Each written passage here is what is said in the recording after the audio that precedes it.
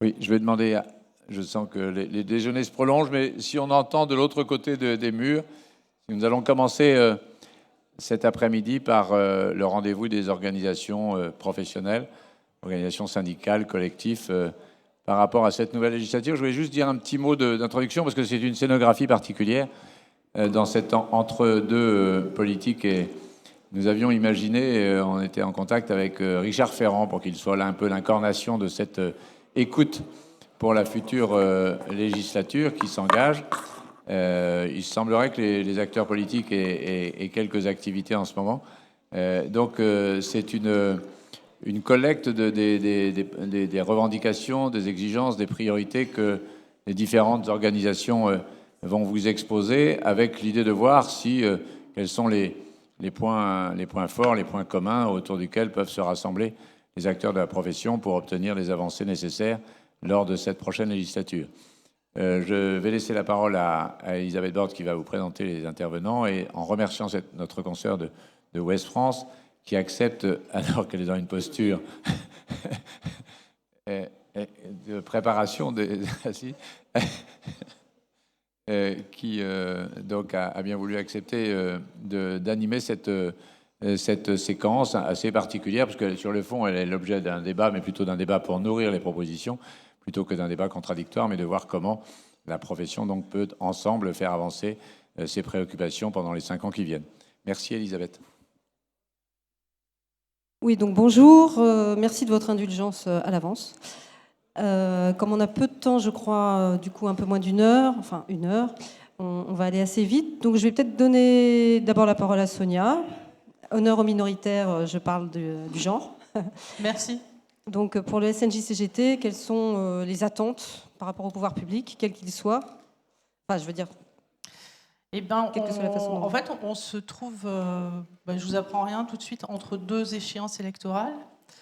Les gens qui font les lois ne sont pas encore élus. On n'a toujours pas de nouveau ministre de la Culture.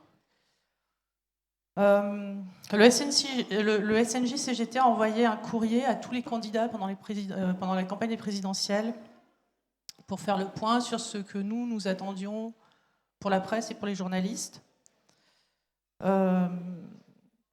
Il faut quand même noter que la situation des journalistes depuis 2017 ne s'est pas franchement améliorée, et qu'on est extrêmement attentif au paysage qui va se dessiner dans les semaines qui viennent. Clairement, la profession va mal.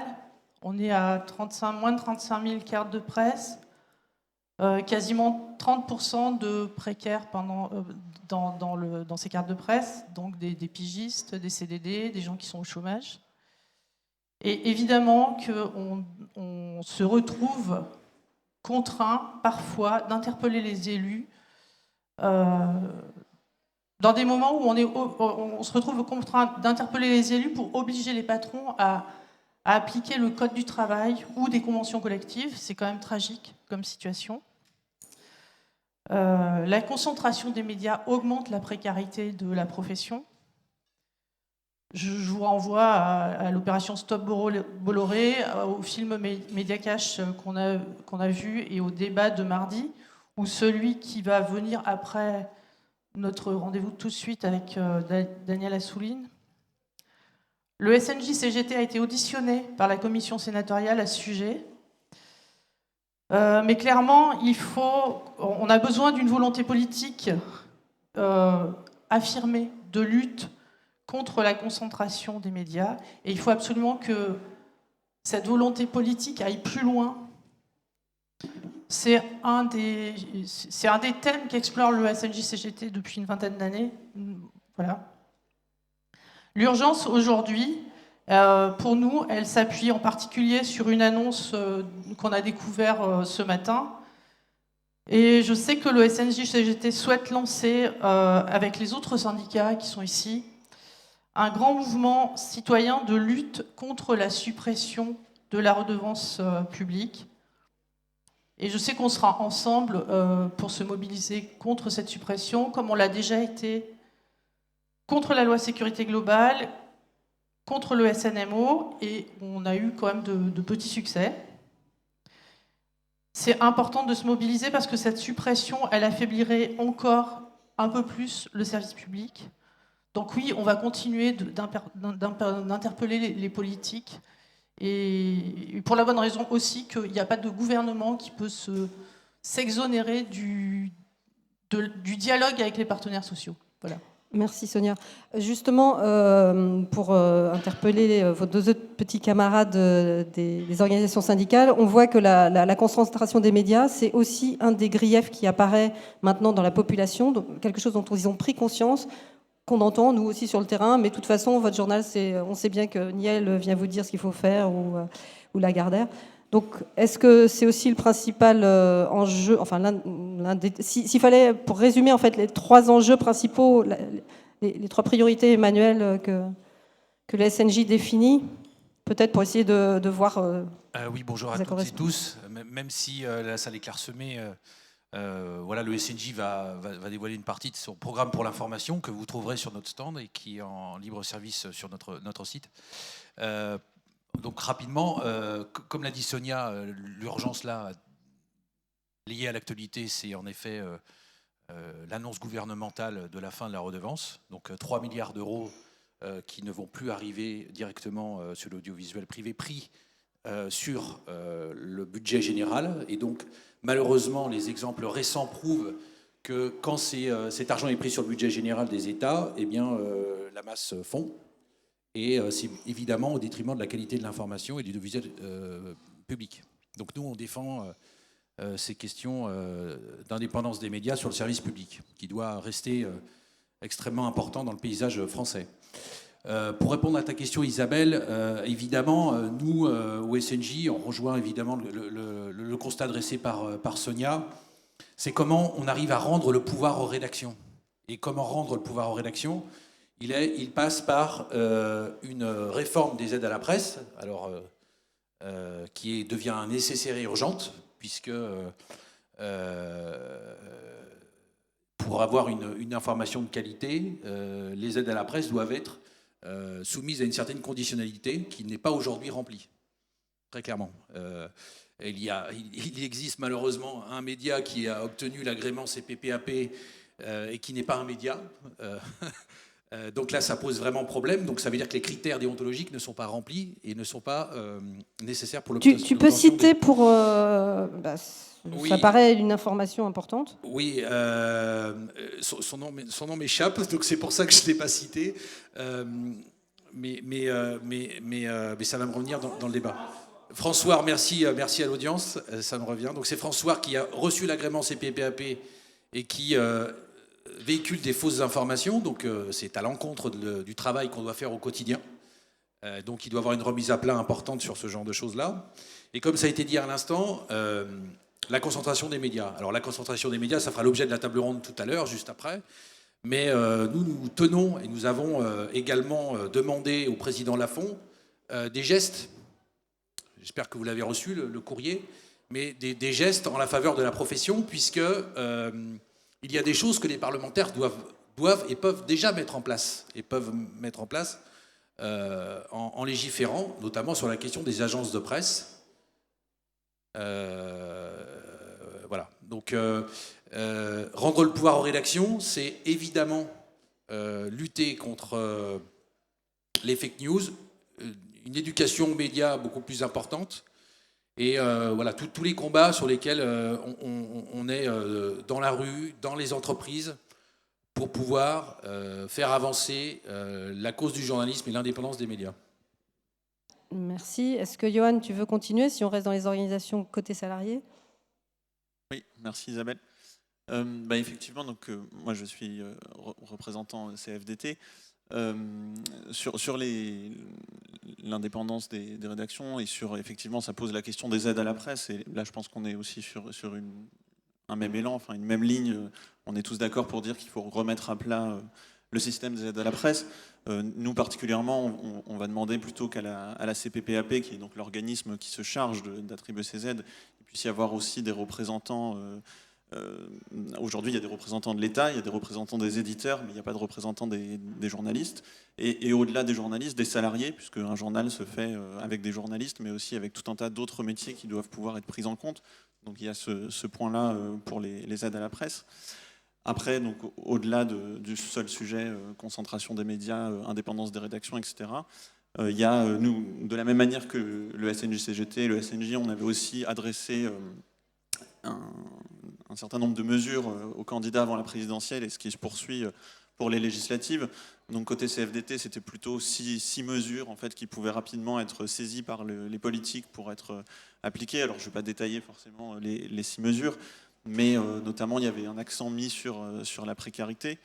Donc avec notamment un sujet qui pour nous est assez important, c'est celui des correspondants à l'étranger, qui aujourd'hui sont des journalistes français qui travaillent pour des médias français et qui sont complètement hors système, à ne pas pouvoir bénéficier des droits comme tout salarié français, qui n'ont pas non plus le statut de travailleur détaché.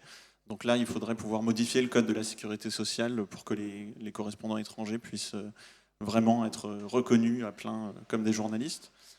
Après, il y a aussi quelque chose qui pour nous peut être fait assez facilement, c'est, vous le savez sans doute, après le Covid, il y a eu une aide sociale qui a été mise en place pour les pigistes par l'État.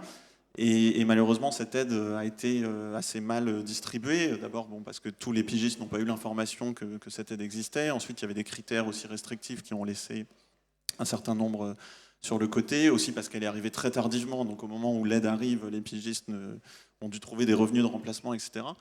Le fait est qu'il y avait donc un peu plus de 14 millions d'euros de budgétés par l'État pour cette aide, et qu'au final, un peu plus de 4 millions ont été utilisés, mais qu'il y a quand même 10 millions d'euros qui sont budgétés. Donc ce n'est pas de l'argent à injecter en plus par l'État, c'est de l'argent qui est déjà là, qui est budgété. Et donc nous, à la CFDT, on propose de réfléchir cet argent, de le sanctuariser dans un grand plan d'aide d'éradication de la précarité, puisque l'aide sociale pigiste était une très bonne chose en urgence pendant le Covid, mais ça reste un pansement sur un problème qui est de fond depuis très longtemps. Donc si on peut s'attaquer aux causes et à la racine des problèmes, c'est encore mieux.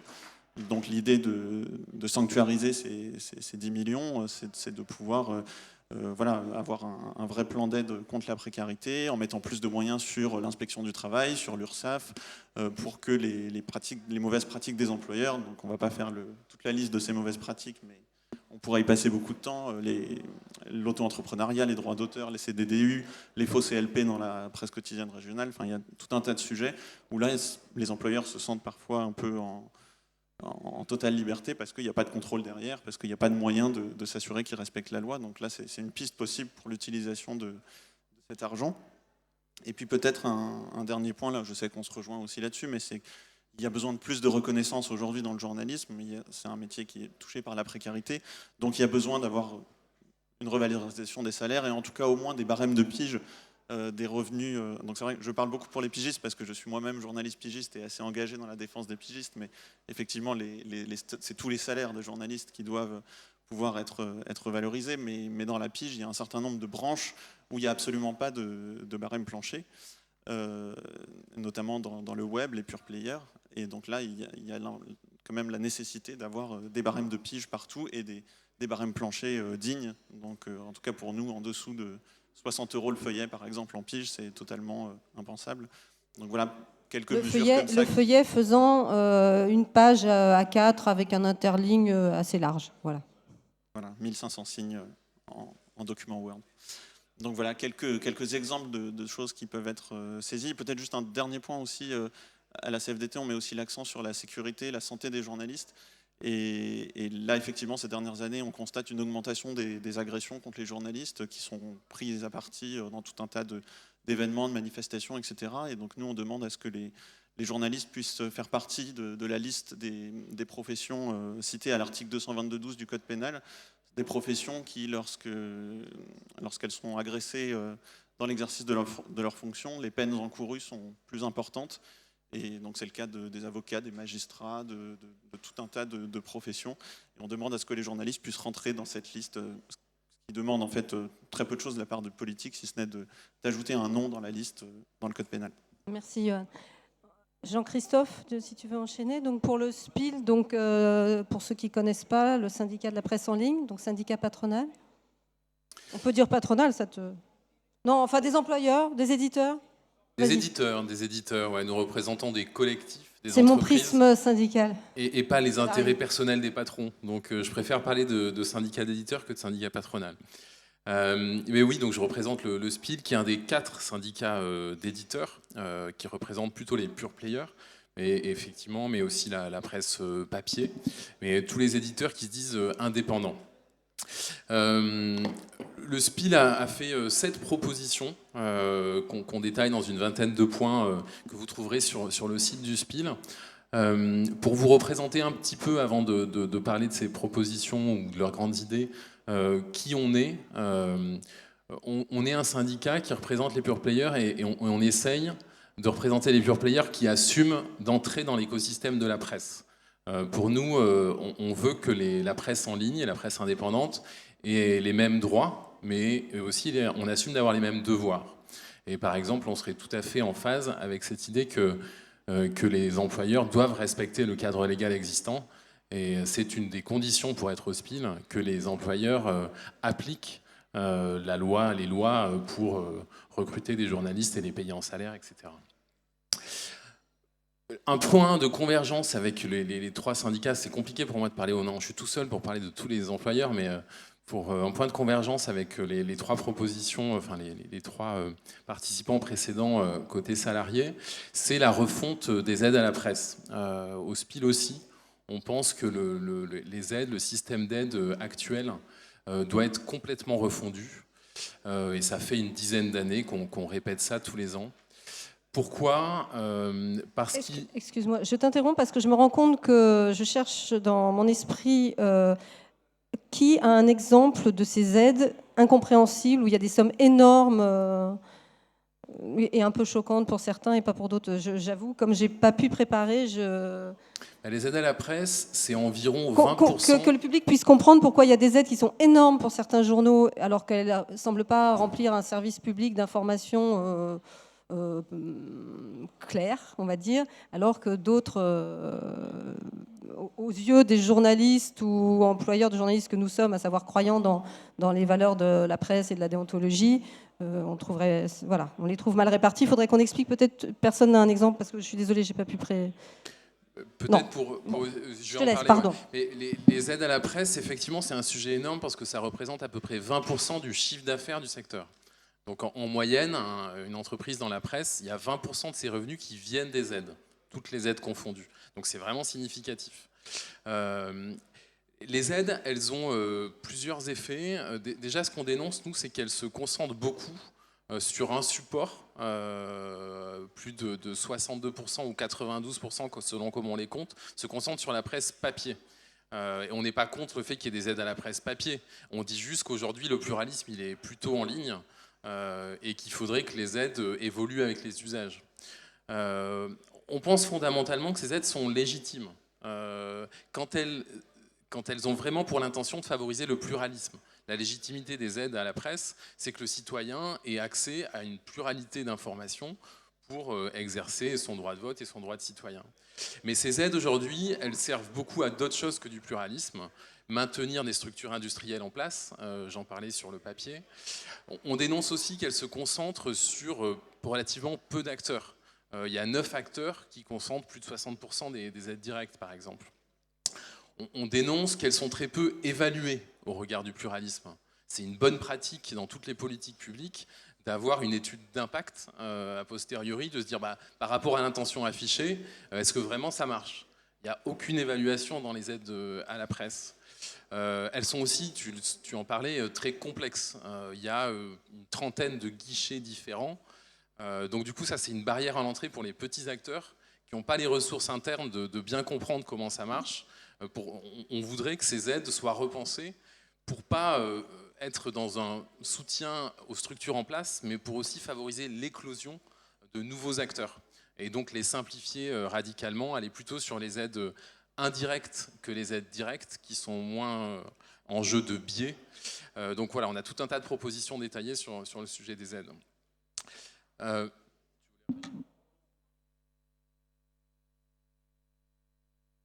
Une autre proposition pour nous qui est importante, c'est le fait de créer un centre national de la presse.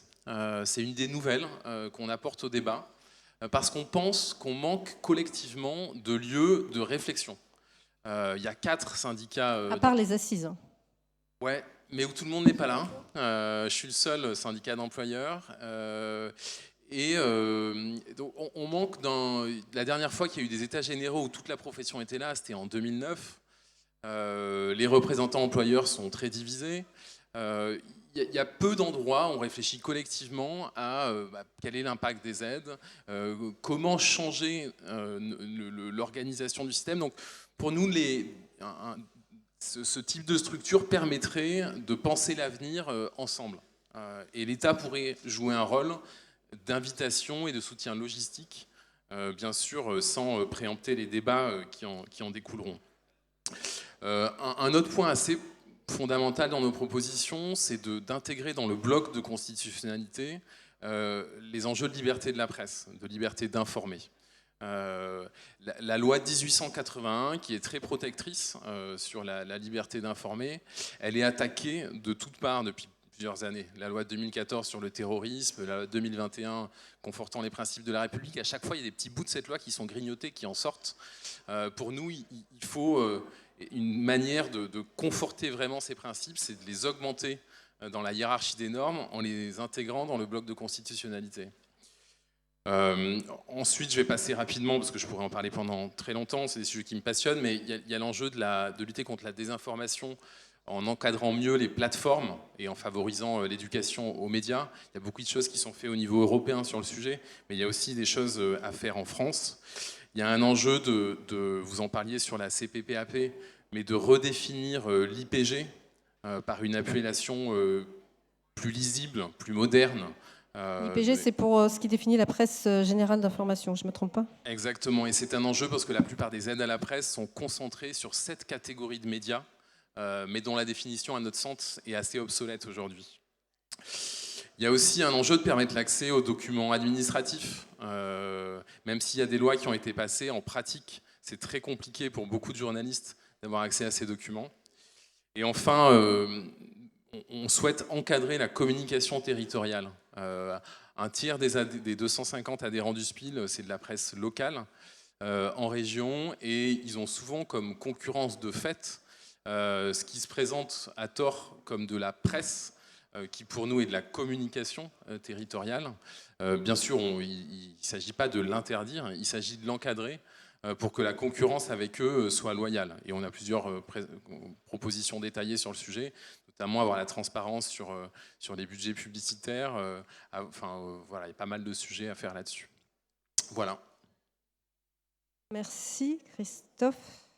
Juste peut-être une mini précision par rapport à ce que tu venais de dire, mais très courte parce qu'on n'a pas encore tous eu la parole. Juste pour répondre à ta question, Isabelle, où tu disais des symboles de dysfonctionnement dans les aides à la presse. C'est juste, moi je suis pas un spécialiste des aides à la presse, donc je veux pas dire de bêtises, mais aujourd'hui c'est quand même un système qui globalement favorise les plus gros. En gros, plus on vend, plus on a d'aide à la presse. Et c'est comme ça qu'on a des familles. Alors en plus, avec la concentration des médias, c'est des groupes qui prennent de plus en plus de place. Et on peut avoir des titres de presse plutôt people, par exemple, qui vont engranger des aides à la presse importantes, alors que des médias, notamment en ligne, et qui participent davantage au pluralisme, ne vont pas avoir d'aide. Donc ça, c'est un exemple. Et au-delà, sur la partie sociale, nous, c'est pour ça qu'on demande à ce que les aides à la presse puissent aussi être conditionnées à des critères RSE dans les entreprises, donc que les entreprises qui ont des démarches plus vertueuses dans leur façon de s'organiser, de vivre, que ça puisse être pris en compte aussi dans les aides à la presse. Voilà, simple. Vas-y Christophe, merci. Je commencerai en remerciant les assises du journalisme, et particulièrement Jérôme Bouvier d'organiser cette séance de contribution, en disant que peut-être une des premières choses qu'on peut demander au futur gouvernement, c'est de faire tout son possible pour que nous puissions décrocher cette banderole à propos d'Olivier Dubois, qui est otage au Mali. Au-delà des actions de communication, on y travaille chaque jour et on espère vraiment qu'il pourra être libéré très bientôt. Ça fait, vous le savez, plus d'1 an qu'il est détenu. Je pense qu'on peut applaudir pour Olivier Dubois, s'il nous entend. Merci.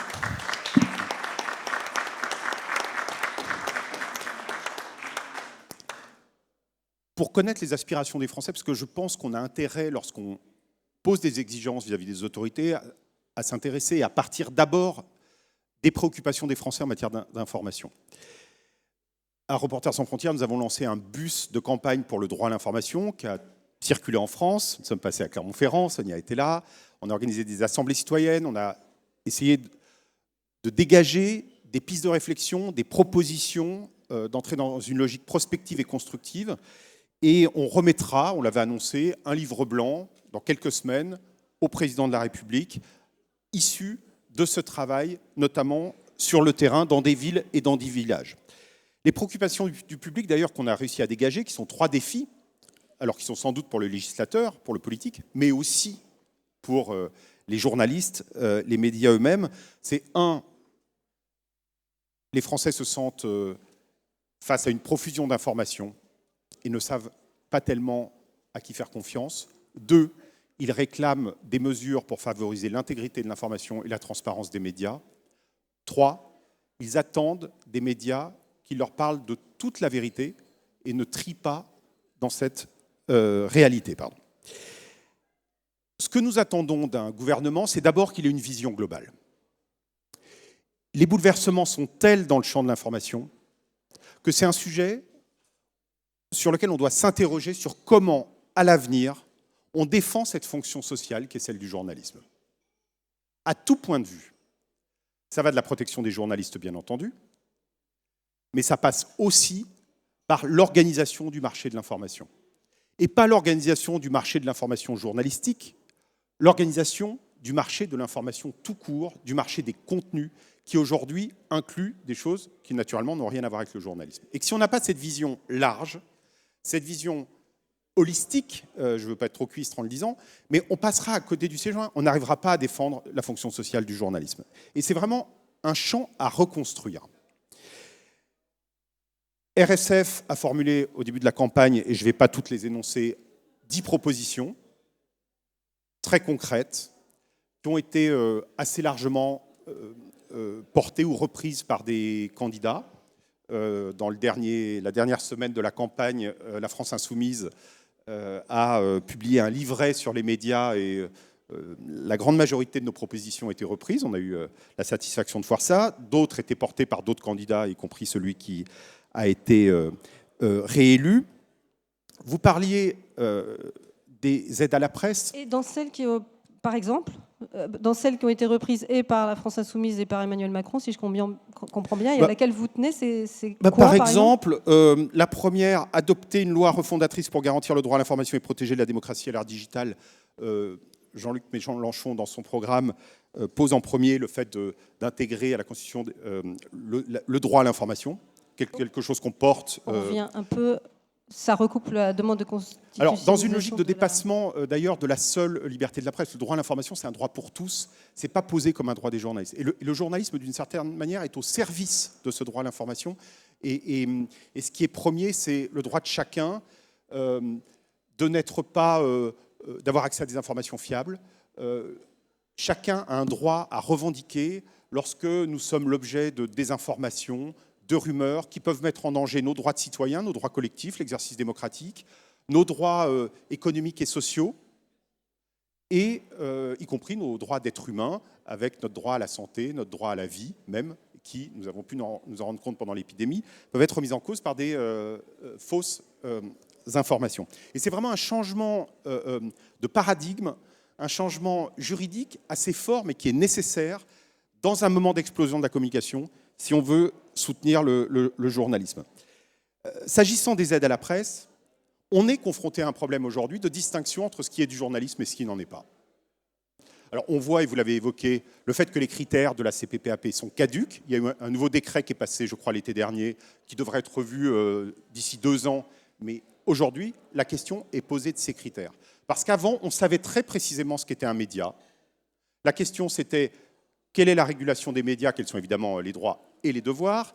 Et les devoirs étaient construits déontologiquement. Mais il y avait une espèce de superposition entre des médias, de l'autorégulation, de l'éthique, une culture journalistique. Ça n'est plus le cas. Ce système, il a explosé, il faut le reconstruire. Et donc, les travaux qu'a fait Reporters sans frontières avec la Journalism Trust Initiative, qui est précisément un moyen de distinguer le journalisme sans pouvoir discrétionnaire, ni pour les États, ni pour les plateformes, de décider qui est journaliste et qui ne l'est pas, qui est sur la base de principes qui sont partagés ici, puisque nous avons d'ailleurs repris, notamment incorporé et complété la charte de déontologie des journalistes, enfin tous les grands textes éthiques. Mais c'est des questions, effectivement, où collectivement, je pense que nous, on peut travailler pour faire avancer ces choses-là. Ensuite, si on veut défendre le journalisme, il faut faire en sorte que ceux qui mettent en œuvre les méthodes journalistiques, qui respectent les règles éthiques, soient avantagés dans l'espace public. Autrefois, ils avaient des formes d'avantage par la régulation qui étaient invisibles. Ils les ont perdues et même sont avantagés tous ceux qui font de la publicité, de l'information sponsorisée, corrompue, etc. Il faut renverser absolument cette logique et pour organiser le champ de l'information, s'attacher à compléter ce qui est fait actuellement au niveau européen avec la législation sur les services numériques et la législation sur les marchés numériques, qui sont des avancées, mais qui sont insuffisantes. Il n'y a par exemple pas de disposition dans ces deux textes sur la promotion de la fiabilité de l'information. Et si dans l'espace digital, il n'y a pas de promotion de la fiabilité de l'information, le journalisme sera victime de concurrence déloyale. Et donc, si on peut toujours régler d'autres problèmes, si on ne règle pas celui-là, bientôt le journalisme continuera à dépérir. Et je pense que nous sommes tous réunis ici parce que nous croyons qu'il convient de faire exactement le contraire. Sur le plan international, il y a des initiatives à porter en matière de garantie dans l'espace digital. Nous, on a vu que les deux principaux candidats, les deux que je viens de citer, ont repris notre proposition d'un système de protection des espaces informationnels démocratiques.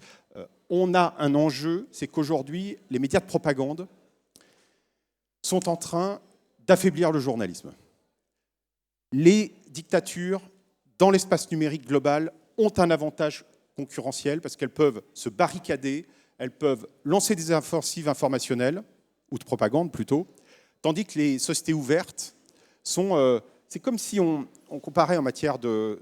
Comme si pour le libre-échange, certains s'étaient ouverts, étaient demeurés ouverts pendant que les autres s'étaient fermés. Ça donne des avantages à certains, il faut en sortir. Et donc on a besoin de revoir nos systèmes juridiques. Donc pour tout ça, on a besoin d'une vision qui aille au-delà de la défense des journalistes, qui est évidemment importante, parce qu'on doit faire en sorte que ceux qui incarnent ces valeurs puissent le faire sans que soit la pression concurrentielle, soit les interférences, soit les pressions, soit les intimidations, soit parfois les violences, les empêchent de le faire et les amènent vers d'autres types de comportements. Merci. J'ai l'impression que vous êtes d'accord sur des points, enfin pour plusieurs points communs, et que ce soit. Est-ce qu'il y a des points de désaccord entre vous dans ce qui a pu être émis là, ou des nuances, ou des craintes, peut-être par exemple par rapport à une certaine judiciarisation de ce qui est bien. Oui, enfin peut-être des nuances, même si Christophe le sait sur le Journalist Trust Initiative, mais voilà. En tout cas. Rappelons quand même, un journaliste est un salarié, donc il n'y a rien de subordination. Et ça a été dit tout à l'heure aussi, la précarité est extrêmement rampante dans la profession. Et la première des choses pour pouvoir permettre à un journaliste de faire son métier, c'est de lui donner de bonnes conditions de travail et donc un bon salaire également. Donc comment on arrive à faire ça ? C'est de stimuler les relations sociales avec les employeurs, évidemment, qu'on attend de nos voeux, bien sûr, et aussi comment on garantit l'indépendance journalistique à l'intérieur des rédactions. Ça aussi, c'est une autre question. Et une question, nous, sur laquelle on partage avec les autres organisations syndicales quelque chose de commun, c'est ce qu'on appelle l'indépendance juridique de l'équipe rédactionnelle. Alors, qu'est-ce que c'est que cette bête-là ? C'est comment on pourrait doter la rédaction d'un droit d'opposition collectif. C'est comment la rédaction en son sein, elle peut, du coup, s'opposer à des pressions d'où qu'elles viennent. Donc ça doit passer par un volet législatif. Alors David Assouline s'est absenté de la salle, mais il le sait très bien, puisqu'il avait déposé en son temps au Sénat une proposition de loi en ce sens. Et nous, on est toujours aussi à vouloir donner donc, ce pouvoir aux rédactions pour qu'ils puissent vraiment être à l'abri de toutes les pressions extérieures. Je donne juste une information parce qu'on ne le sait pas souvent. Alors, on a compris qu'il y a plein de lois qui protègent le métier et donc la liberté de la presse et donc la liberté du citoyen de s'informer.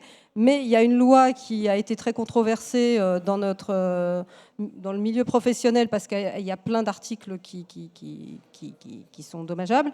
Mais l'article 2 de la loi de novembre 2016 dit que le journaliste peut dire non et doit dire non s'il estime qu'on lui fait faire un acte contraire à sa déontologie. C'est la important fameuse- parce qu'on l'oublie. Or, quand même, quand c'est une loi, c'est opposable à son patron ou à son chef de service en disant j'ai le Alors, droit de dire non. Pour compléter En ce que dit théorie. Isabelle, c'est le droit d'opposition en fait individuel qui est né de la loi Bloch, mais qui est malheureusement incomplète, puisque quand on est tout seul dans une rédaction face à un rédacteur en chef, quand on est tout seul à dire non, c'est plus difficile que quand on est plusieurs. Donc de doter ce droit collectif, il permet de donner davantage de poids à la rédaction, et c'est pour ça que je dis qu'il faut redonner du pouvoir à la rédaction. Voilà. Et nous, au SNJ, on pense que la loi Bloch, malheureusement, ça a été une avancée dans la profession, de discuter de déontologie, etc. Mais elle est complètement incomplète aujourd'hui. Incomplète parce qu'il faudrait aussi opération manquée, parce que la loi Bloch, elle a institué une possibilité de négocier une charte de déontologie dans l'entreprise, alors qu'une charte de déontologie ou de la déontologie, il n'y en a qu'une seule en fait dans la profession. Je prends toujours cet exemple-là. Quand on va dans un département voisin, le code de la route, il ne change pas. Il est partout le même. Donc nous, ce qu'on demande, c'est une déontologie qui soit commune à toute la profession, parce que des déontologies à géométrie variable dans les entreprises de presse, ça ne fonctionnera jamais. C'est pas possible. Et c'est une indépendance qui est encore plus difficile à faire respecter quand on est pigiste. Et effectivement, la précarité, ça complique l'exercice de la profession. Moi, je rejoins totalement Emmanuel Poupart et les autres orateurs sur la question de l'indépendance. Mais la déontologie, pour le coup, ne suffit pas, puisque le cadre d'indépendance, il doit s'imposer à ceux qui peuvent mettre des rédactions sous tutelle. Et donc à des gens qui ne sont pas formellement soumis à la déontologie, parce qu'ils ne sont pas journalistes, des actionnaires, des éditeurs, d'autres parties prenantes. Et donc, il convient effectivement de favoriser le cadre d'indépendance. Alors, il y a la solution de l'autonomie des rédactions, dont peut-être il sera question lors du débat suivant, avec les difficultés juridiques d'intégrer une entité juridique à l'intérieur d'une autre entité juridique. Il y a des dispositions qui reviennent à faire le même, qui reviennent d'une certaine manière au même en termes d'effet, qui est de poser des processus obligatoires, par exemple, possibilité pour une rédaction de contester la nomination d'un directeur de la rédaction ou s'il leur paraît non conforme à l'éthique journalistique. Donc il y a Sauf des choses que les patrons sur lesquelles... s'y opposent depuis 1971 et la charte de Munich, dont c'est le dernier article. Et c'est en l'occurrence sur un certain nombre de sujets, il faut passer par le législateur, il n'y a pas de doute. Et dans ce cas-là, c'est une forme de combat politique. La Journalism Trust Initiative, elle vise aussi, en plus de favoriser la mise en œuvre de l'éthique, de la méthodologie journalistique en matière de vérification de correction, à favoriser l'indépendance éditoriale. Précisément, c'est un quart de ce sujet qui est un mécanisme très concret pour favoriser sa mise en œuvre. Parce qu'aujourd'hui, on a besoin... il ne suffit pas d'avoir des formes de proclamation sur l'indépendance éditoriale. Parce que ça, c'est toujours le risque, en fait. C'est qu'on a des patrons qui peuvent dire « c'est bon, je laisse totale indépendance éditoriale » ou « j'impose le respect de l'éthique ». Voyons la charte d'éthique de Canal+, de CNews. C'est une charte d'éthique qui, en fait, organise le contournement de l'éthique. Et donc, il faut bien des formes d'audit externe. Il faut un regard extérieur. Ça ne suffit pas d'être dans la proclamation. Donc il faut trouver des moyens concrets. Sinon, on est dans l'incantation. Et là, vraiment, j'appelle chacun à ce qu'on discute de ces questions-là, parce que c'est ensemble qu'on peut faire avancer les choses. Et puis enfin, il y a une institution dont on n'a pas parlé, s'agissant de l'audiovisuel, qui est l'ARCOM, l'ancien Conseil supérieur de l'audiovisuel, dont le rôle, par la loi de 1986, est de faire respecter l'honnêteté de l'information, le pluralisme de l'information et l'indépendance de l'information. Et disons-le, dont la tête est nommée par le gouvernement et l'ensemble des membres par des parlementaires. Je ne me trompe pas. Non, mais c'est important pour le public de savoir ça. Oui, alors il n'y a pas de mode de... Alors, il est formellement indépendant. Le mode de nomination est celui que vous venez de décrire. La question, c'est est-ce que cette institution remplit son rôle ? Parce qu'on peut toujours refaire les choses sur le papier. Là, on peut avancer. Il faut faire pression sur l'ARCOM. Est-ce qu'il faudra changer la loi de 86 pour vraiment contraindre l'ARCOM à le faire ? Ça, c'est possible. Nous avons déposé une question prioritaire de constitutionnalité récemment sur ce sujet. Et puis, on a déposé un recours devant le Conseil d'État contre l'inaction de l'ARCOM dans l'affaire CNews. On ne doit pas se résoudre à ce que l'audiovisuel évolue comme il l'a fait aux États-Unis, où l'abolition de ce qui s'appelait la Fairness Doctrine, qui était l'équivalent du pluralisme interne des médias audiovisuels français, qui est une notion d'équilibre, de balance en américain, a été démantelée après les années Reagan pendant 15 ans, et on arrive à la création de Fox News, à une polarisation plus générale des médias, qui a amené une polarisation du public, et qui a amené à ce que des gens ne veuillent plus vivre dans le même pays. Il ne nous faut pas ça pour la société française. Oui, oui, Yann, tu veux... Oui, non, juste pour préciser, effectivement, ce qui manque, en fait, c'est vraiment d'avoir une instance de régulation qui serait vraiment indépendante. On l'a dit, l'ARCOM, ce n'est pas vraiment le cas. Donc, oui, une grande instance de régulation indépendante qui n'est pas là pour faire du contrôle éditorial, mais bien pour s'assurer du pluralisme sur toute la chaîne. Et donc, par exemple, à la CFDT, on a mis comme piste la possibilité de rapprocher ARCOM, ARCEP, ou en tout cas qu'il y ait un travail un peu plus nourri entre les deux, et d'en faire quelque chose de vraiment indépendant dans le statut, ce qui n'est pas le cas aujourd'hui. Je partage complètement l'intention affichée, bien sûr, de favoriser le pluralisme et d'éviter la polarisation excessive. Moi, je suis éditeur, je suis un entrepreneur, patron d'une petite boîte. Attention à ne pas que cette intention ait des effets pervers d'empêcher un éditeur de jouer son rôle de définir une ligne éditoriale et donc un modèle économique qui va avec. Moi, quand j'entends indépendance juridique de la rédaction, et je parle là à titre personnel, on n'a pas de position sur le SPIL sur le sujet, je me dis, je ne sers plus à rien en fait. Mon rôle d'entrepreneur de presse, c'est de trouver une ligne éditoriale en cohérence avec des revenus pour que l'entreprise fonctionne. Et l'indépendance, elle vient aussi du fait que l'entreprise soit rentable et donc ne dépende pas des subventions de l'État, ne dépende pas d'une recapitalisation pour avoir des milliardaires externes qui rentrent dans le secteur. Pour l'indépendance, il faut de la rentabilité. Et si on me dit que je n'ai plus le droit de définir la ligne éditoriale de mon média, je ne suis plus capable de définir un objet d'entreprise avec une ligne éditoriale en cohérence avec des modèles de revenus. On parle de deux choses différentes. Personne ne réclame ça pour la presse non audiovisuelle. Et il y a en France deux logiques de régulation historiques qui sont pluralisme externe pour la presse écrite, dont on peut considérer que la presse électronique est une forme d'héritière, même si elle est l'héritière de toutes les formes de presse, mais où il n'y a pas d'obligation de pluralisme interne, où en fait les obligations de pluralisme interne, elles sont venues par la culture journalistique et par une forme d'éthique journalistique. Et si on regarde Libération ou Le Figaro, il y a des formes de pluralisme interne qui ne sont pas sécurisées par la loi, qui sont sécurisées par la culture journalistique. Et il n'y a pas lieu d'évoluer là-dessus. Mais en revanche, s'agissant de la télévision, des médias de masse, là, la question qu'on doit se poser, c'est quel modèle de délibération publique on veut. Et est-ce que des systèmes qui étaient construits en période de rareté des ondes doivent être maintenus quand même pour des médias, même s'il n'y a plus de rareté des ondes, doivent être maintenus pour des médias qui ont une influence suffisante sur le débat public et où on pourrait entrer quand même dans des formes de captation oligarchique de l'information, de captation politique. Et l'enjeu, ce n'est pas de contester le droit à la ligne éditoriale. Là, c'est de contester le droit à l'instrumentalisation politique, à donner... Enfin, nous, on a fourni une étude à l'appui de notre recours au Conseil d'État pour CNews. C'est officiellement une chaîne d'information par la Convention. C'est devenu une chaîne d'opinion, même s'ils se sont mis à le contester récemment, mais enfin, par voie de communication, ils l'ont dit eux-mêmes.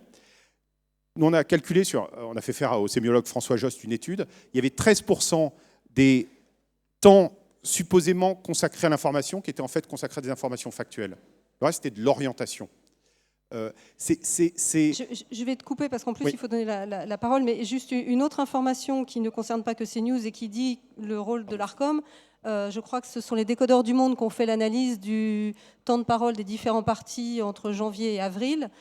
En gros, ils ont vu qu'il y avait un peu moins de 600 heures pour la droite et l'extrême droite, dont pour l'extrême droite 271 heures.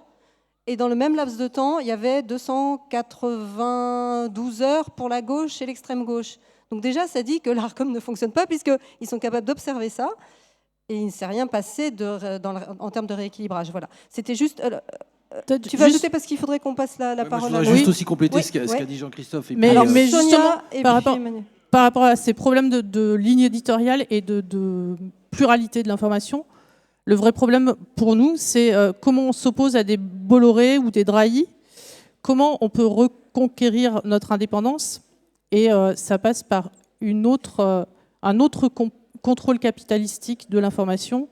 il y a trop de... Enfin, je vous renvoie au film Média Crash et à Stop Bolloré. En fait, il faut absolument réfléchir à comment on peut réorganiser les groupes de presse. Voilà. Et effectivement, comment on redistribue les aides à la presse pour qu'elle favorise une plus grande pluralité.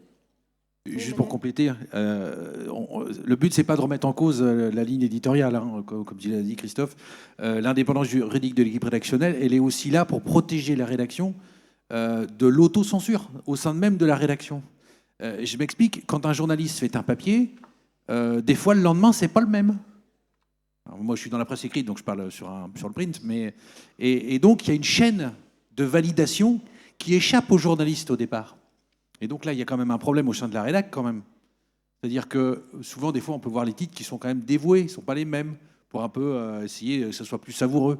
Ben là, il y a quand même un problème quand même au sein de cette chaîne de validation. Et malheureusement, le journaliste, il est otage de tout ça. Enfin, voilà. Donc, oui, alors pour le coup, je ne sais pas si tout le monde connaît le métier dans la salle, mais pour le coup, vous n'êtes vraiment pas d'accord, parce que la ligne éditoriale d'un média, ça peut être précisément alors, je vais prendre l'exemple de Libé, dont on comprend bien le travail des titres. Les journalistes font leur article et en gros, les titres sont travaillés par une seule personne qui harmonise un peu la couleur du journal et qui donne la couleur et donc la ligne éditoriale au journal. Et ce que dit Emmanuel, c'est que quelquefois, quand on écrit un papier et puis qu'on voit un autre titre, alors s'il y a une erreur dedans ou s'il a une erreur, là c'est grave, ça veut dire que le journaliste qui est passé derrière et qui a fait le secrétariat de rédaction ou le chef de service qui est passé derrière le secrétaire de rédaction a fait une erreur. Mais ça peut être juste un titre qui va être, si c'est sur le web, plus favorable en termes de référencement, etc. Bref, une quête d'audience ou de choses qui peuvent attirer le regard, qui peut correspondre à une ligne éditoriale, voilà, et qui va être plus racoleuse si on est péjoratif. Donc là, pour le coup, vous n'êtes pas d'accord du tout. Mais on va peut-être couper. Est-ce qu'il y a des questions dans la salle sur ce que peuvent faire en fait les organisations professionnelles, qu'elles soient syndicales ou non, comme RSF? Est-ce qu'il y a des questions dans la salle? Oui.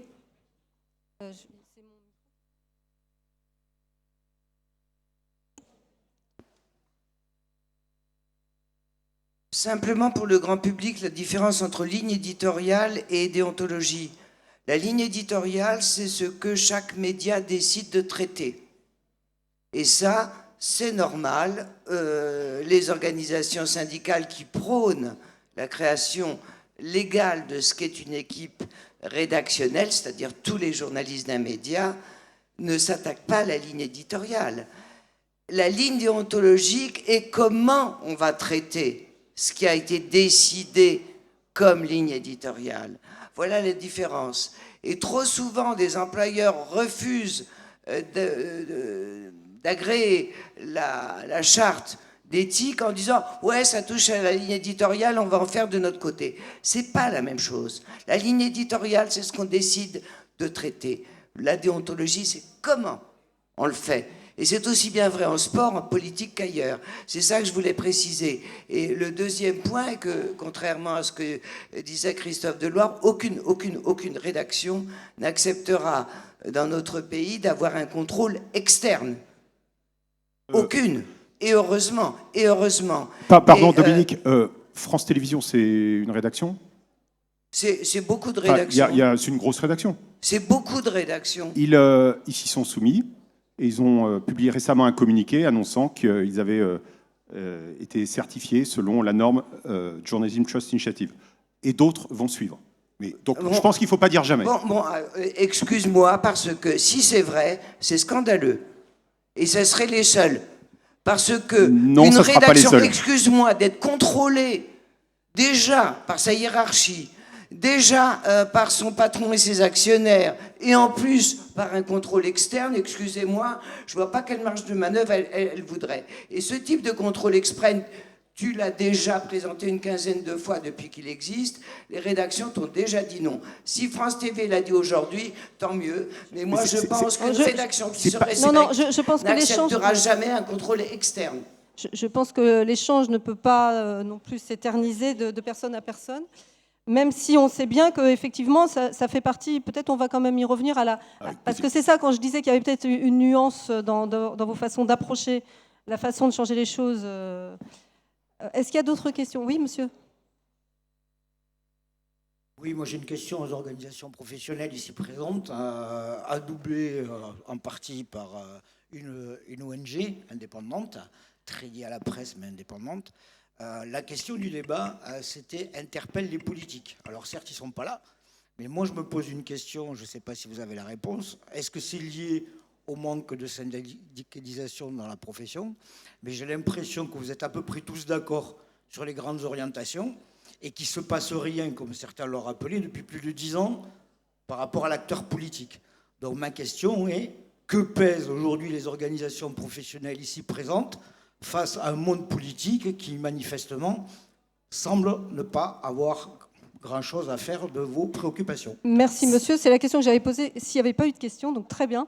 Si, et plus exactement, concrètement, sur les points où vous êtes d'accord, et on en a identifié, est-ce que vous avez prévu de travailler ensemble, de faire du lobbying? Le mot n'est pas forcément... enfin bref, faire pression auprès des parlementaires ensemble. Est-ce que vous avez prévu une action de groupe? Alors, on a déjà travaillé ensemble pour le SNMO et la loi sécurité globale. Je pense qu'on va le faire pour la redevance publique. Mais les politiques, on les interpelle régulièrement, les élus, les sénateurs, les députés, et en particulier pour faire appliquer ce que je vous disais tout à l'heure, le code du travail ou les conventions collectives, c'est-à-dire qu'on les interpelle pour qu'ils fassent pression et à un moment qu'ils tordent le bras des patrons.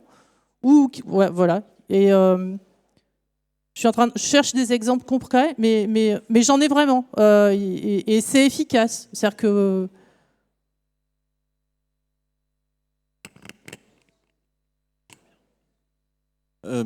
Non, oui, enfin, je pense qu'on travaille très souvent en intersyndical et notamment pendant le Covid, il y a eu quand même aussi beaucoup de démarches intersyndicales pour débloquer du chômage partiel, débloquer un certain nombre d'aides, etc. Après, dans les problèmes qui structurent la profession, c'est vrai qu'on a beaucoup parlé d'indépendance, etc. Ce qui est important, je veux pas faire de concurrence entre les sujets, mais pour moi, en tout cas, le premier problème aujourd'hui, c'est quand même vraiment la précarisation qui est de plus en plus forte. Et là, ça dépasse les seules questions de médias. C'est à l'échelle de la société, il y a une précarisation de plus en plus importante qui sont liées à un certain nombre de politiques qui sont menées depuis longtemps. Et donc là, c'est une question de rapport de force dans le politique.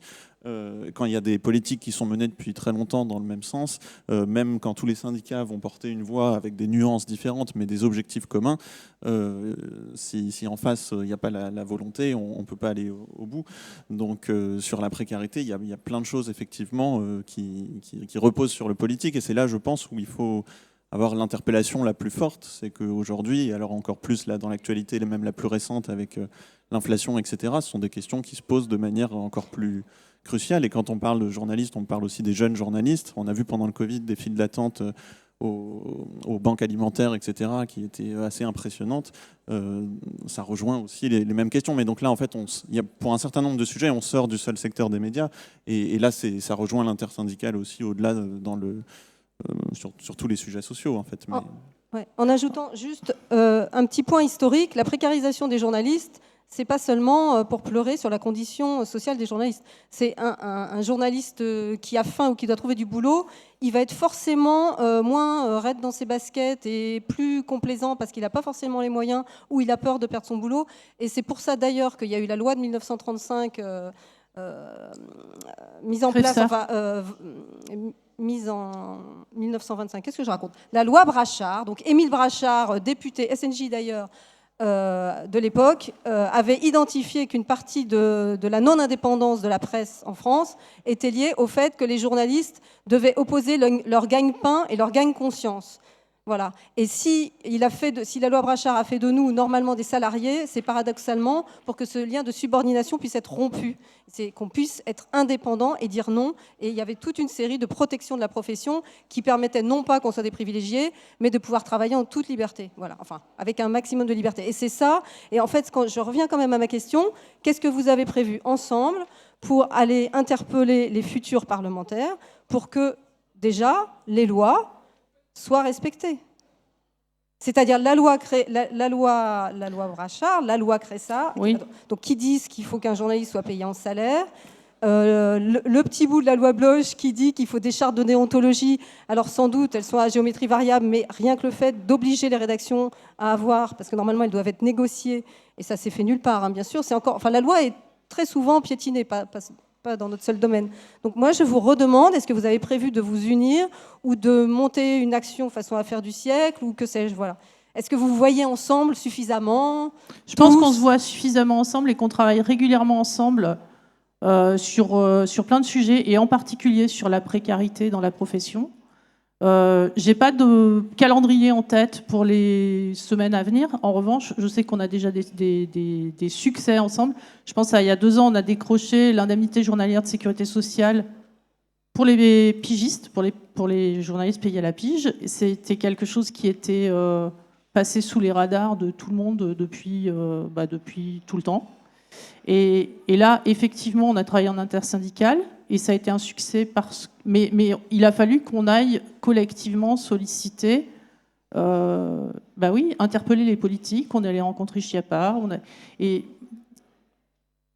J'ai pas de calendrier en tête sur les semaines qui viennent, mais évidemment qu'on se mobilise sur des sujets, et que c'est très concret en fait comme engagement. Alors moi je parle en particulier de la précarité parce que je suis pigiste, mais effectivement on est capable de travailler ensemble, et quand on travaille ensemble on décroche des choses, quoi. Oui. C'est réussi, on est entendu, et ouais, c'est important. Je vais laisser monsieur poser sa question parce que j'étais en train de vous oublier, excusez-moi. Mais je voudrais quand même aussi que vous disiez, parce que les partenaires sociaux, on vous imagine et on vous voit le plus souvent. Enfin, là, je suis vraiment, moi, la spectatrice. Et opposé. Et là, quand même, tous, vous avez identifié des choses qui vous rapprochaient. Donc, c'est pour ça que je parle d'action de groupe au sens un peu général. Mais je voudrais bien qu'on y revienne. Mais monsieur a une question. Je peux peut-être réagir quand même. Parce que la question était sur les organisations professionnelles et pas que sur les syndicats de salariés. Et je pense qu'on sera encore plus fort pour défendre les intérêts des médias et de la presse si on se met d'accord, pas seulement entre syndicats salariés, mais si on a des revendications communes avec les employeurs. Je comprends qu'on puisse parfois vouloir tordre le bras des patrons en utilisant les politiques, mais on peut aussi vouloir se mettre ensemble pour défendre nos intérêts communs. On sera en désaccord sur certaines choses, mais j'émets un vœu, un souhait qu'on travaille ensemble à l'avenir pour avoir des revendications communes. C'est l'esprit de notre proposition d'un centre national de la presse ou des médias, parce qu'on manque d'un lieu où on puisse débattre sereinement. Et c'est normal qu'on ait des négociations, etc. Mais il manque quand même d'un lieu où on puisse débattre sereinement de nos intérêts communs. Et ils sont nombreux et ils existent. Et on sera beaucoup plus fort si on arrive à avoir ça et à défendre ça ensemble auprès des politiques. Très rapidement, Christophe, parce que monsieur attend. Non, j'allais absolument dire ça. C'est-à-dire l'heure n'est plus aux querelles de chapelle. Elle n'est plus aux désaccords historiques fondamentaux entre les syndicats d'éditeurs et les syndicats de journalistes, parce qu'au fond, et j'ignore pas les blocages, j'ignore pas même les réticences historiques des syndicats d'éditeurs sur les questions de déontologie, mais aujourd'hui c'est ce qui nous fonde. On doit défendre ce qui nous définit. Et il peut effectivement, comme dit Jean-Christophe, survivre des formes de désaccord, mais il y a d'abord quelque chose de fondamental à défendre ensemble, et si on ne le fait pas, on peut être laminé. Après, l'objectif, c'est d'obtenir des choses précises des politiques, effectivement. Alors, nous, on a lancé quelques initiatives ces dernières années qui ont été assez largement reprises. Sur la question de la régulation du numérique, on a lancé un partenariat sur l'information et la démocratie qui a été signé par 45 États. On a lancé l'équivalent du processus climatique pour le chaos informationnel, avec l'équivalent des conférences des partis, des sommets annuels. Bientôt un GIEC qui s'appellera l'Observatoire sur l'information et la démocratie. 350 recommandations. C'est un travail intergouvernementale extrêmement intense. La Journalism Trust Initiative, qui a réuni des syndicats de journalistes de Corée du Sud, de Taïwan, des éditeurs de grands médias un peu partout dans le monde, anglo-saxons, n'ayant rien à voir avec les premiers ou européens. Elle a beaucoup avancé, elle est soutenue. Il faut être soutenu parfois par des politiques, parfois par les annonceurs, parce qu'il y a aussi d'autres acteurs aujourd'hui, parfois par les plateformes numériques, où il faut se battre pour aller chercher du soutien extrêmement concret. On a lancé... Quand tu dis annonceur, c'est plutôt mécène Pardon ? Non, je parlais d'annonceurs. Il y a aussi un enjeu qui est aujourd'hui, évidemment, dans la sphère publique, les médias d'information avaient un monopole en matière de captation des financements des annonceurs, des annonces publicitaires. Le journalisme l'a perdu au profit des plateformes numériques, de manière très majoritaire, au profit de sites de désinformation, au profit de sites de rumeurs. Il faut aussi récupérer l'argent où il est. Mais pour ça, il ne suffit pas de le réclamer, il ne suffit pas de vitupérer. Il faut aller trouver des moyens très concrets de le faire. Et on a lancé un appel à un New Deal pour le journalisme sur le plan international avec des implications nationales. Je relis le programme de France Insoumise, il était dedans. Le président de la République l'a soutenu lors de ses derniers vœux à la presse. Donc on est en train d'avancer sur ces questions. Et même chose pour le système de protection des espaces informationnels démocratiques, qui est un nouveau système juridique, défendu par exemple par les deux. Et on a réussi à faire passer des dispositions dans le DSA. Oui, on peut arriver à obtenir des choses. Et vous avez raison, l'objectif, ce n'est pas de débattre de manière aussi agréable soit-elle avec des collègues, c'est d'obtenir des résultats et des avancées. Alors, monsieur, parce que je vous ai promis la parole au moins 3 fois, vous vouliez poser une question, excusez-moi. J'ai failli y renoncer. Je ne comprends pas que dans un pays démocratique comme la France, on soit en train de se battre sur les notions de ligne éditoriale. Madame, en prenant la parole, a donné une définition plus qu'acceptable de la notion de déontologie et de ligne éditoriale. Je m'étonne que certaines personnes qui n'ont pas fait un jour de journalisme se mettent à nous donner des définitions sur notre métier. Je l'ai pratiqué pendant 45 ans. L'audiovisuel, et jamais on ne m'a approché, président de la République, ministre, pour me dire, sur la chaîne d'État, voilà ce que vous devez faire. Jamais. Je suis de Côte d'Ivoire, je suis en même temps médiateur de l'information et des programmes de la RTI. Et je m'étonne, en dehors de madame qui a parlé profession, que ceux-mêmes, les syndicats qui sont chargés de défendre toutes les professions et protéger notre posture professionnelle, ne se mettent pas d'accord sur la définition exacte de termes aussi simples. La ligne éditoriale, ça n'existe pas. La conférence de rédaction décide de rédiger tel fait ou tel événement sous l'angle qu'il aura choisi. Alors, voilà le métier. Tout le reste n'est que bavardage. De mon point de vue. Je voulais apporter cette précision parce qu'on vient nous mettre dans l'embrouillamini les intellos de dernière génération. On fait trop de mal au journalisme. Je vous remercie. Alors, franchement, on n'a pas beaucoup parlé de ligne éditoriale et nos interlocuteurs n'ont pas eu le loisir de bien définir... Non, mais j'entends bien le travail pédagogique qu'a fait Dominique, mais il ne mérite pas tant de... Je ne comprends pas bien, mais... et non plus la disqualification des jeunes derniers intellectualisations. Enfin, Bah, soyez ou plus explicite que chacun puisse comprendre. Ça fait 5 ans que je viens aux assises. Enfin, oui. 5 fois. Oui. Il y a des sujets qui viennent, qui partent, qui reviennent, qui partent, qui reviennent. On est fatigué. On n'avance pas. Alors, qu'est-ce que vous préconisez? On est comme chez les syndicats. Il y a beaucoup de choses, de bonnes choses qui ont été dites. Oui. Mais qu'est-ce qu'ils font pour avancer? Moi, je ne veux pas leur poser la question parce qu'on n'a pas le temps. Bah, je crois surtout qu'ils n'auraient pas le temps de vous dire tout ce qu'ils font parce que c'est un peu... Il y a de bonnes choses qui ont été énoncées, je vous dis.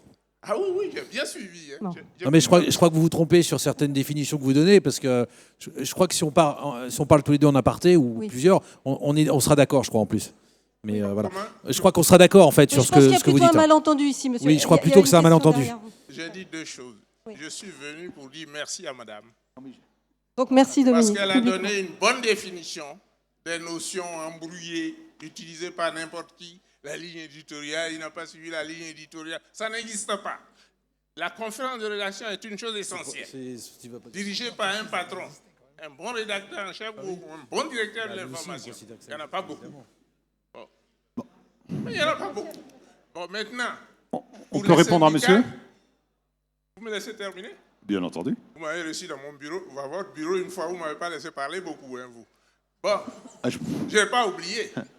Reporters sans frontières. Oh, pourtant, vous avez terminez, une capacité à tenir la parole.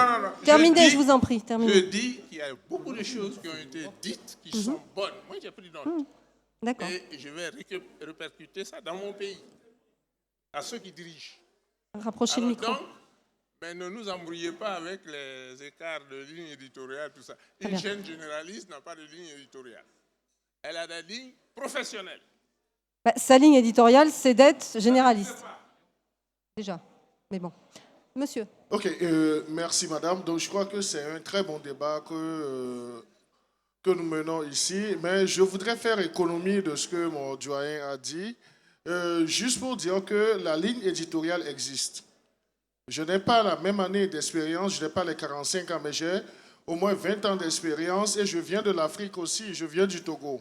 Donc la ligne éditoriale existe et c'est pourquoi on parle également de clause de conscience. Lorsque, journaliste, vous n'êtes pas en harmonie avec la ligne éditoriale, vous évoquez la clause de conscience et puis vous allez dans un autre média dont vous épousez la ligne éditoriale. Donc je crois que peut-être qu'il n'y a pas une meilleure compréhension de ce qu'est une ligne éditoriale parce que je m'en voudrais de ne pas faire cette précision parce que ayant été pendant plus de 10 ans responsable d'organisation professionnelle de presse dans mon pays, aujourd'hui journaliste et patron de presse, je crois que la ligne éditoriale existe, la clause de conscience existe et il nous faut en tant que professionnels des médias respecter et mettre en pratique et l'éthique et la déontologie des médias. Je vous remercie. Très bien. Merci. Et pour éclairer le public qui aurait encore un doute, un exemple très récent de changement de ligne éditoriale, c'est Europe 1, depuis que Bolloré y est. Voilà. Oui.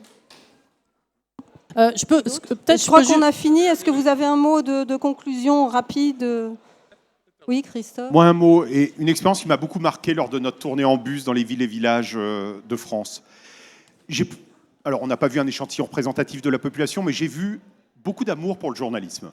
Et je trouve que dans le sondage annuel de la Croix, qu'on interprète tous assez largement négativement, en fait, quand on regarde, les journalistes sont critiqués au nom des valeurs du journalisme.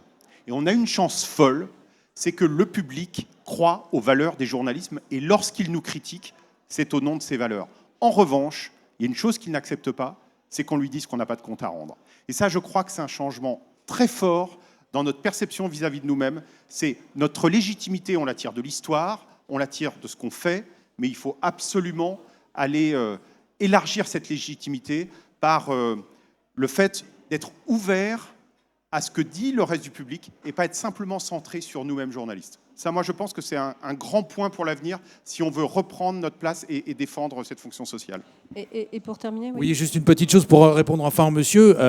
Interpeller les politiques, évidemment, ça ne vous a pas échappé que le gouvernement n'est pas encore formé. Donc, à partir du moment où on aura un ministre du Travail ou une ministre du Travail, de la Culture, on ira les voir aussi parce qu'on ira présenter nos revendications, hein, qu'on soit de manière tout seul ou en intersyndical. Donc, vous pouvez évidemment compter sur nous pour pouvoir les interpeller à ce moment-là. Et juste, en fait, je voulais vous interpeller, les 3 syndicats et donc partenaires sociaux de tous les 4. Cette idée évoquée d'un centre de presse pour en fait avoir, si j'ai bien compris, un lieu de discussion qui ne soit pas un lieu de négociation et donc avec un peu plus de légèreté dans les épaules pour chacun, si je peux dire ainsi. Moi, je pense qu'on a déjà pas mal d'endroits où on est paritaire et où on pourrait travailler, enfin, discuter avec beaucoup plus de légèreté. J'ai pas besoin d'un cadre particulier pour discuter avec de la légèreté.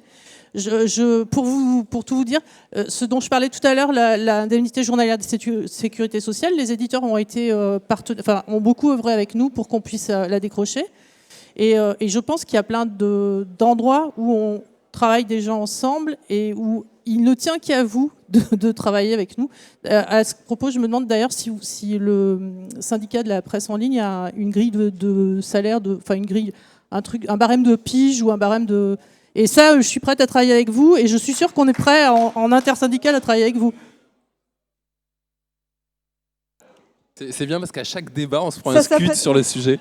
Je crois qu'on en a eu un hier, je l'attendais. Oui, effectivement. Donc on a signé la convention collective des journalistes il y a 5 ans, ce qui est un acte fort parce qu'on revendique que la presse en ligne a les mêmes devoirs que l'ensemble de la presse, et c'était un acte volontaire de notre part, pas du tout une négociation avec les syndicats de salariés. Donc c'est un acte fort. Cette signature implique logiquement la définition d'une grille. Faut voir qu'on est un syndicat avec des patrons bénévoles qui avons des boîtes à gérer. Donc on n'a pas eu de chef de projet interne sur le sujet pendant des années, et c'est pour ces raisons-là que ça n'a pas avancé, et pas pour des raisons de manque de volonté politique. On a aujourd'hui quelqu'un qui s'est emparé du sujet en interne, et on l'en remercie. Donc on a eu au dernier bureau une discussion sur une première ébauche de cette grille. On avance, ça viendra, rassurez-vous, mais je suis heureux, et je sais qu'à chaque fois que nous discuterons ensemble, on se prendra un scud sur le sujet. Mais juste, je suis très contente qu'il y ait des éditeurs qui travaillent bénévolement sur le sujet. Pour compléter, moi je suis pigiste, et quand j'ai un engagement dans une commission paritaire, c'est mon temps. Donc c'est du bénévolat aussi, voilà, ouais, comme vous. Donc on a plein de choses en commun. Johan, non, juste pour conclure de mon côté rapidement aussi, pour le paritarisme, oui, c'est toujours bien d'avoir des lieux où on peut échanger, avancer ensemble, d'abord en intersyndical et puis aussi en paritarisme. Il y a déjà plein de lieux où le paritarisme existe, comme à la commission de la carte de presse où je suis. Mais donc voilà, le paritarisme existe quand même déjà. Et après, juste pour conclure sur l'interpellation des politiques aussi, ce qui est important, c'est de pouvoir parler le même langage en fait. Et le problème, c'est que parfois les politiques ne connaissent pas bien les réalités dont on parle. Et là, je rejoins encore la question des pigistes. Mais le problème, c'est que quand un ministre change, c'est tout un cabinet qui change. Et je l'ai déjà vécu dans des discussions directes. Les nouvelles équipes, on doit reprendre à zéro toute la définition du pigiste, etc. Donc c'est pour ça que ce serait important qu'il y ait aussi plus de dialogue entre les ministères, que le ministère de la Culture puisse travailler avec le ministère de la Santé, du Travail, et que les informations circulent aussi un peu mieux côté politique. On va s'arrêter là. Juste un petit mot, parce que défense des minorités, il était tout seul au milieu de trois. Un petit mot pour lever un malentendu sur notre proposition. Le Centre national des médias qu'on appelle de nos voeux n'est pas là pour créer un énième lieu de discussion sur le paritarisme. C'est pas là pour faire des négociations qui sont par ailleurs utiles, mais c'est là pour réfléchir à l'avenir ensemble. Christophe en parlait avec éloquence. Notre monde bouge à une vitesse telle que nos métiers, le fondamental de notre capacité à informer, est remis en question. Donc on a besoin d'un lieu pour réfléchir à l'avenir ensemble. Ça existe dans d'autres secteurs du milieu culturel. Par exemple, il y a un Centre national de la musique qui existe depuis une dizaine d'années, qui marche très bien. Donc c'est pas pour remplacer le paritarisme, c'est autre chose qui n'existe pas et qui nous manque cruellement pour faire bloc ensemble sur nos intérêts communs. Bon, merci à vous tous en tout cas pour votre participation et de votre écoute. Merci.